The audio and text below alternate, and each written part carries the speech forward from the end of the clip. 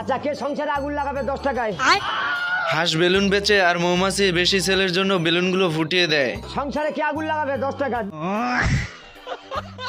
এরপর এমন 2 নাম্বারি করে হাঁসের ব্যবসা অনেক বড় হয়ে যায়। নকশিকাতা আর্ট করে মৌমাছিকে দিয়ে সেলাই করে নেয়, সেগুলো বিক্রি করে অনেক জনপ্রিয়তা পায়। আর হাঁসের কাছে অর্ডারের জন্য অনেক ফোন আসতে থাকে। এদিকে মৌমাছি ডিজাইন সেলাই করতে করতে ক্লান্ত হয়ে পড়ে। মৌমাছিকে ক্লান্ত দেখে হাঁস আগে থেকে একটি ফুলের বাগান বানিয়ে রাখছিল, যাতে মৌমাছি টাটকা ফুলের মধু খেতে পারে। किस कलर की चड्डी पहने हो? এরপর সুন্দরী মৌমাছিকে দেখে মৌমাছি প্রেমে পড়ে যায়। আর এদিকে যে কোনো আর্ট বাদ দিয়ে মৌমাছি প্রেমিকার নাম এবং ভালোবাসার নাম লিখতে থাকে। এসব দেখে হাঁস রেগে যায়, রেগে গিয়ে মৌমাছির প্রেমিকাকে তাড়াতে শুরু করে। প্রেমিকাকে বাঁচানোর জন্য মৌমাছি চলে আসে হাঁসের কাছে।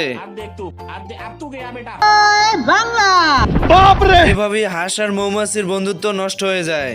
2,000 years. এরপর অনেক বছর কেটে যায়। হাঁস আর মৌমাছি বুড়ো হয়ে যায়। হাঁস মৌমাছির সঙ্গে দেখা করতে এসে যা দেখে, ইচ্ছা করতেছে জাপ দিয়ে কুয়ার মধ্যে পড়ি। আমার লাভ লস নেই, আমার লাইফটাই লস।